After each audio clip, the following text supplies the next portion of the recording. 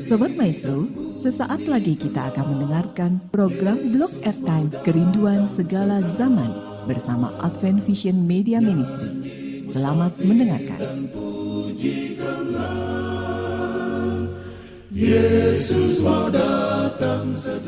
Shalom para pendengar yang dikasihi Tuhan dimanapun Anda berada. Kita berjumpa kembali dalam program Kerinduan Segala Zaman yang diselenggarakan oleh Advent Vision Media Ministry bersama saya, Dr. Grace Lantung. Program Kerinduan Segala Zaman adalah program yang membahas khusus tentang buku Kerinduan Segala Zaman, yaitu suatu buku yang diilhamkan Tuhan dan telah mengubah kehidupan banyak sekali orang. Oleh karena buku ini khusus membahas tentang juru selamat kita, yaitu Yesus Kristus. Nah, para pendengar yang dikasihi Tuhan, pada beberapa saat ke depan kita akan menggali kebenaran-kebenaran yang mengagumkan dari Alkitab dan dari buku Kerinduan Segala Zaman.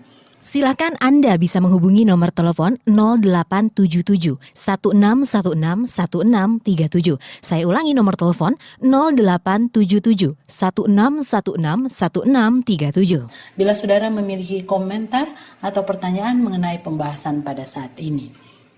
Dan kali ini telah bersama dengan saya, narasumber kita yaitu Dr. Alvin Rantung. Shalom Dr. Alvin. Shalom Dr. Grace. Kemudian saya ditemani oleh saudari Monica. Shalom Monica. Shalom Dr. Grace. Dan para pendengar yang dikasihi Tuhan, kali ini kita akan membahas bab yang ke-50 dari buku Kerinduan Segala Zaman dengan judul Di Antara Jerat-Jerat. Silakan Dr. Alvin untuk ringkasan bagian yang pertama dari bab ini.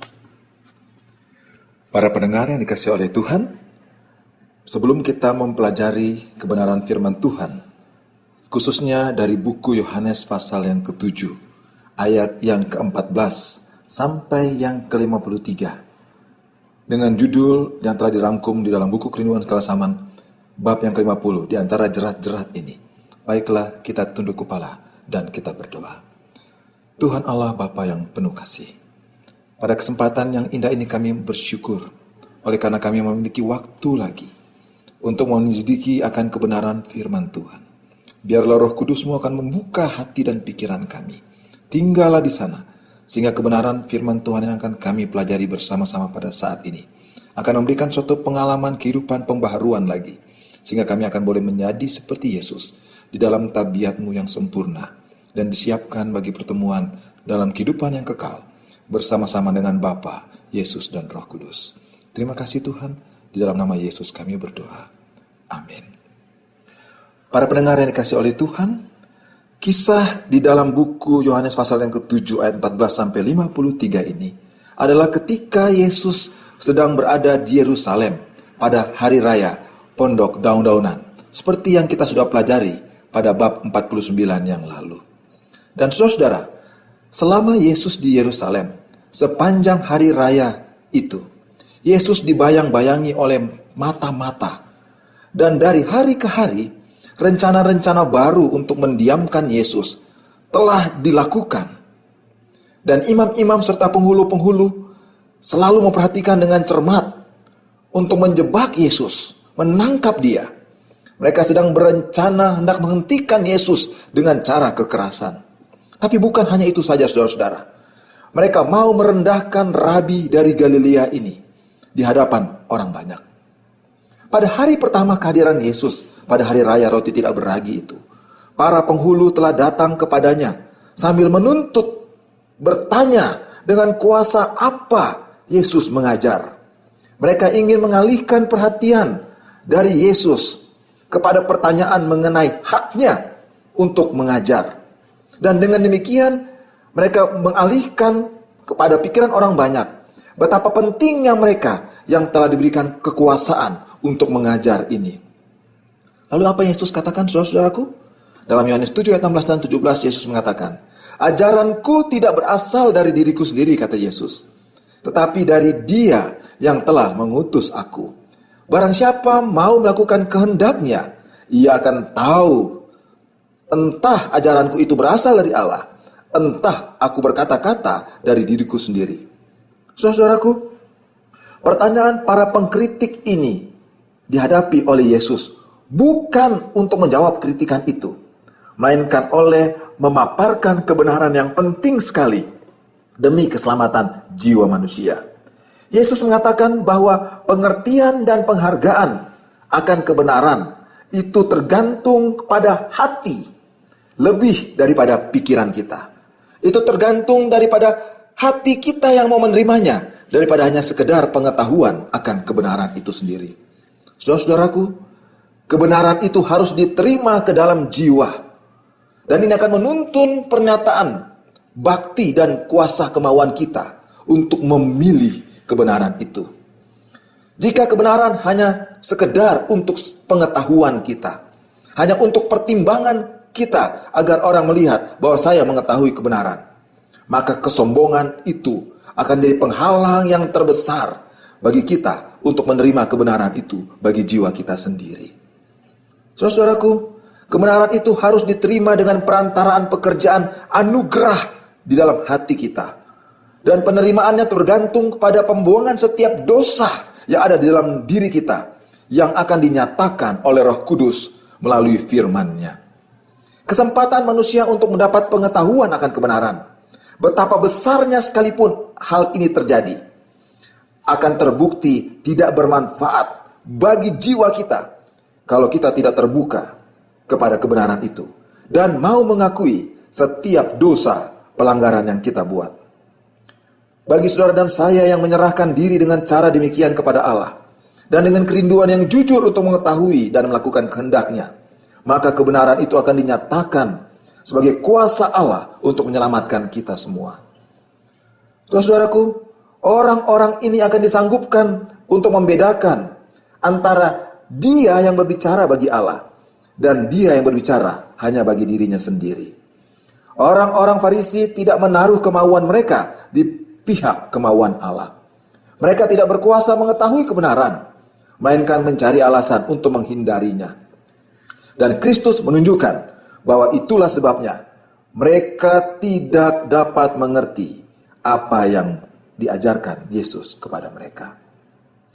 Sekarang, Yesus telah memberikan suatu ujian yang dengan itu guru sejati ini dapat dibedakan dari si penipu, dari nabi palsu. Barang siapa yang berkata-kata dari dirinya sendiri, ia mencari hormat bagi dirinya sendiri. Tetapi barang siapa mencari hormat bagi Dia yang mengutusnya, ia benar dan tidak ada ketidakbenaran padanya.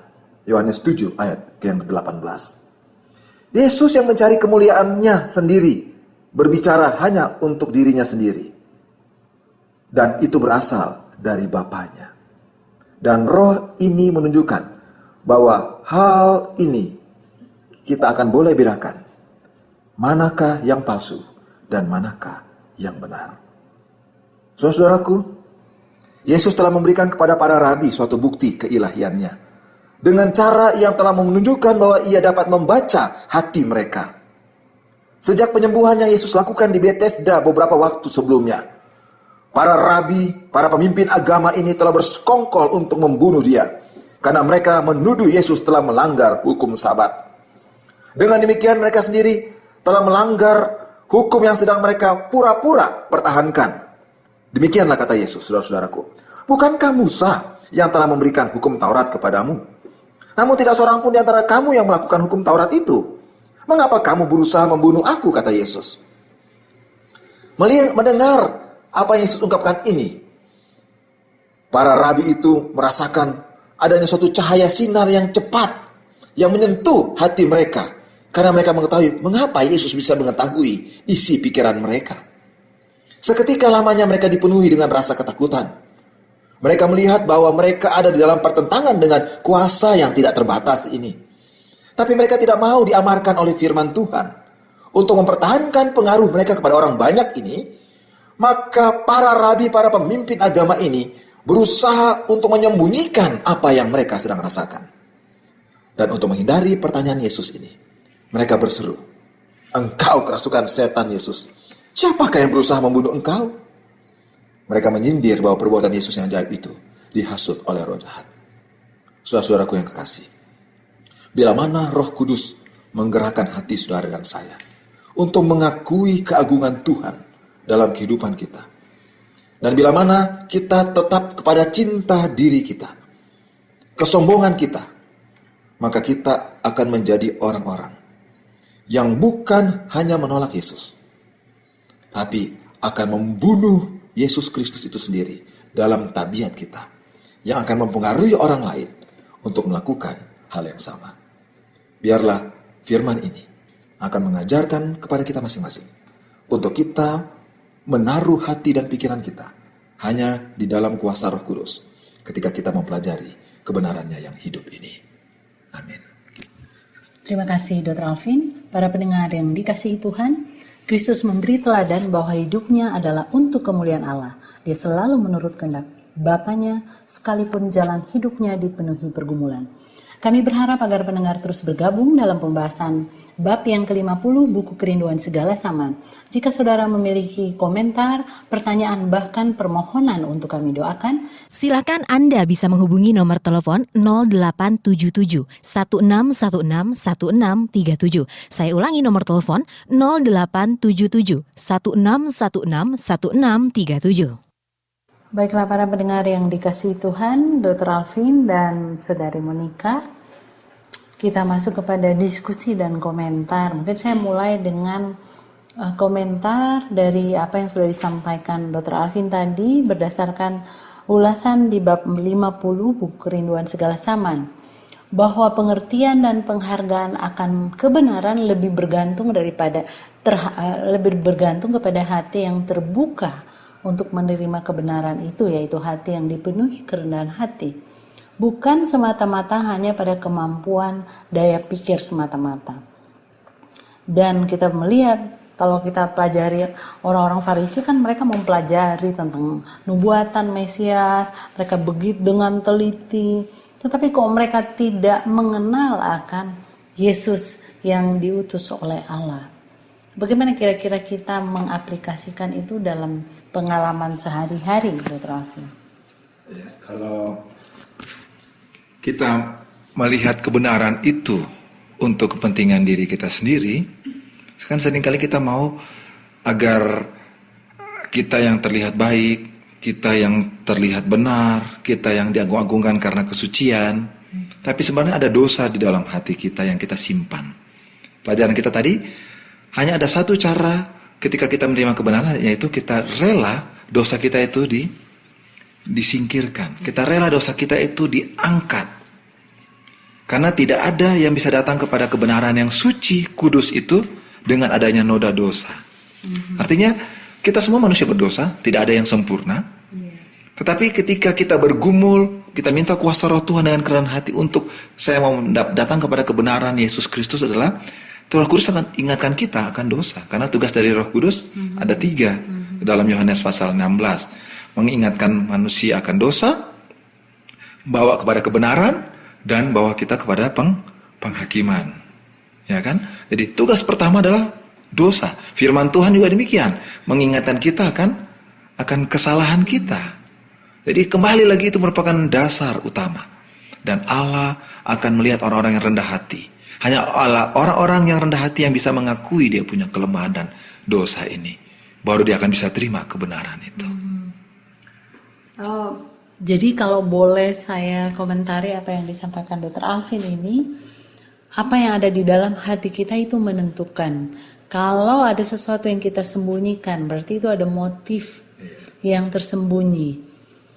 Bahkan ini merupakan teguran bagi kita yang sedang membagikan firman Tuhan, pengalaman-pengalaman melalui buku yang sangat berharga ini, yang mengumpulkan kisah-kisah kehidupan Yesus di buku Injil dalam Kerinduan Segala Zaman. Kita harus hati-hati, karena bisa saja kita yang dianggap pemimpin-pemimpin, dianggap pelayan-pelayan Tuhan, mempunyai motif yang ternyata tidak suci, sehingga kebenaran yang mau disampaikan justru kita nggak lihat. Saya memberikan contoh misalnya, ini kan pemimpin-pemimpin agama. Ada orang yang misalnya dia selalu on time ke gereja, nggak boleh terlambat.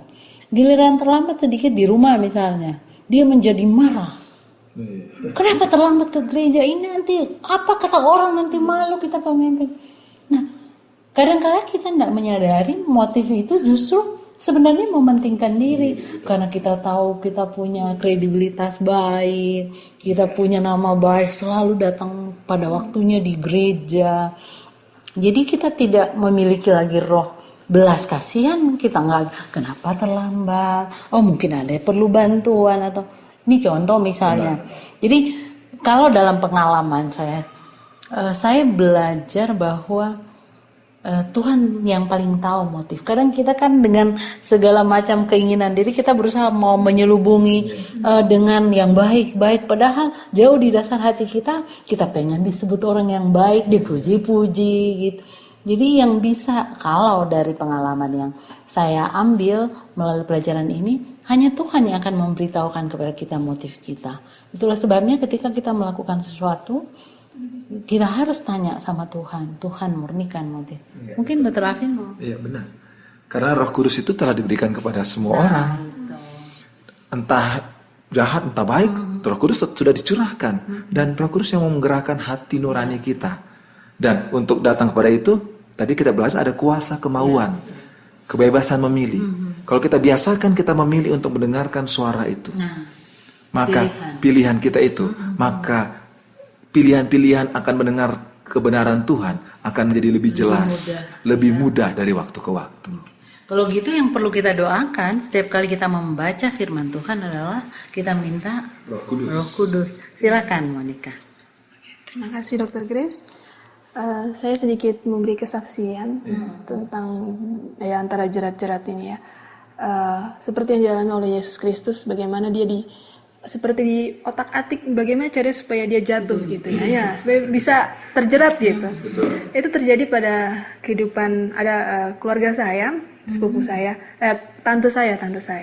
Dia merasa kalau menurut kami dia adalah orang yang pintar akan Alkitab, mengetahui banyak sekali tentang Alkitab gitu. Cuma menjadi batu sandungan bagi kami. Kami suka sedikit tersinggung dengan cara bicaranya, gitu ya. Cara menyampaikannya. Kalau dari firman yang dijelaskan, kita luar biasa sekali, bagus sekali gitu. Terus, tetapi saat dia misalkan memberikan suatu contoh dalam kehidupan sehari-hari, itu langsung menunjuk kepada sesuatu dan seseorang gitu. Dan itu mengena sekali, itu kan benar-benar. Iya betul sekali. Itu kalau mau pertanyaan saya. Bagaimana cara kita menyikapi, jangan kita anggap merubah mindset kita bahwa jangan kita hanya melihat dari cara bicaranya, tetapi lihatlah isi dari yang diucapkannya itu. Karena ya memang sudah beberapa orang yang mengatakan sakit hati atas ucapannya begitu. Jadi seperti itu, kita bagaimana kita bisa bersikap seperti Yesus saat kita yang menjadi orang yang mendengar. Betul sekali gitu. Oke. Ini pengalaman ya, ada banyak orang mungkin di sekitar kita sebenarnya yang mereka sampaikan baik, tapi the way mereka present itu, cara mereka menyampaikan itu yang menyakitkan kita.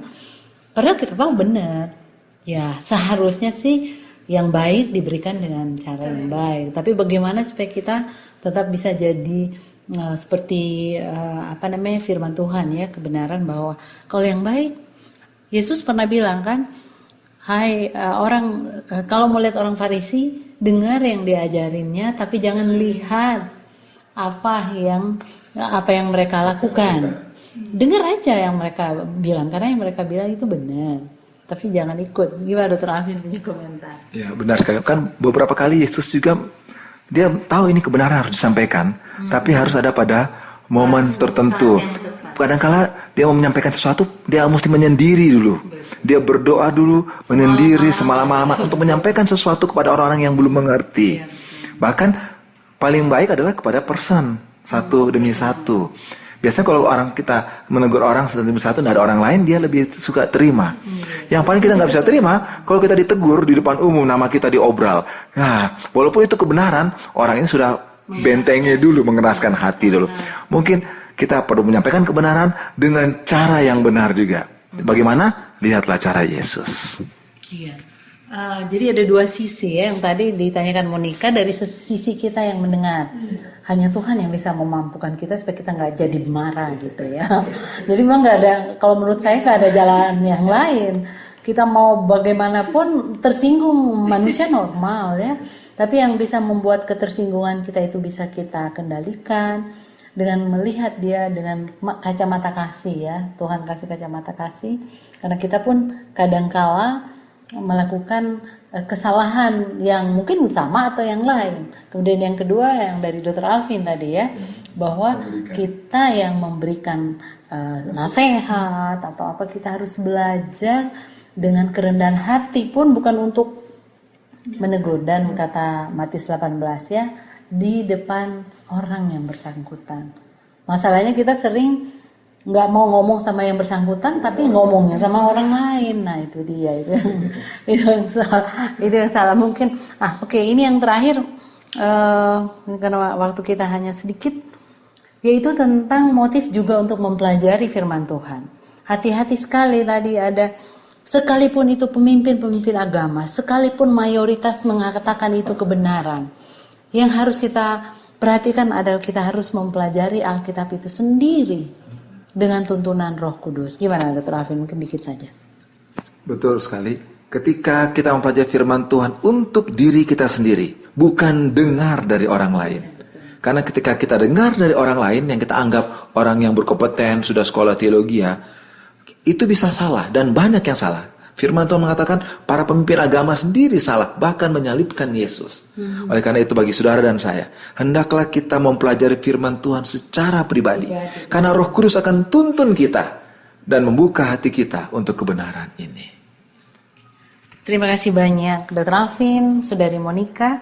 Para pendengar yang dikasihi Tuhan, siapa saja yang mau menyelidiki Alkitab dengan doa, dengan keinginan untuk mengetahui kebenaran agar dia boleh menurut kebenaran itu, maka ia akan menerima penerangan ilahi. Siapa saja, ia akan mengerti kitab suci dan akan mengetahui apakah kebenaran yang sedang dia baca itu berasal dari Tuhan atau tidak.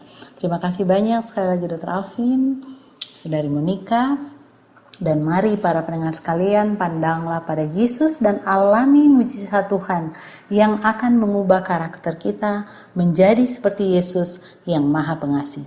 Teruslah bersama Advent Vision Media Ministry mempelajari hidup Yesus melalui pembahasan buku Kerinduan Segala Zaman.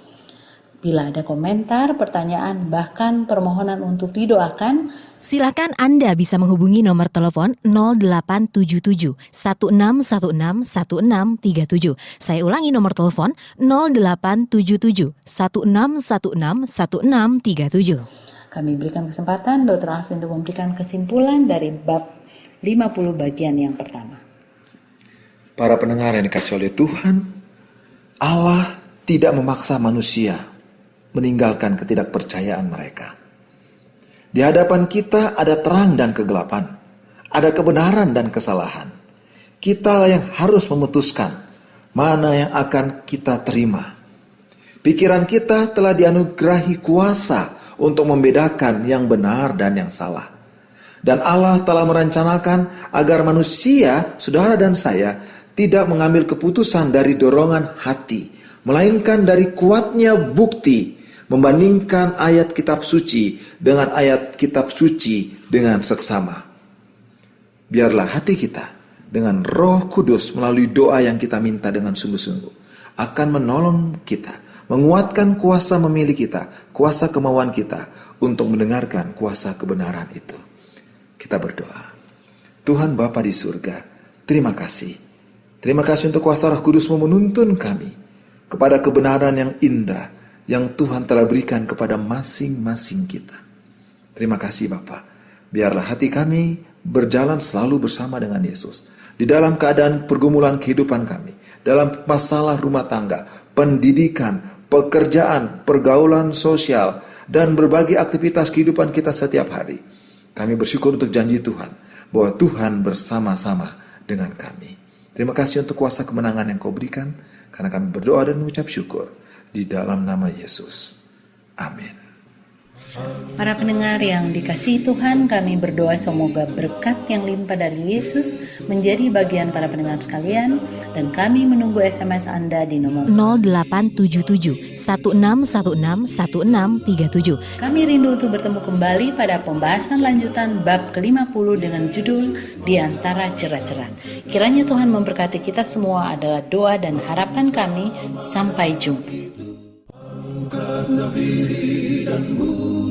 Sobat Maestro, Anda telah mendengarkan program Blog Airtime Kerinduan Segala Zaman dari Advent Vision Media Ministry. Terima kasih atas kebersamaan Anda.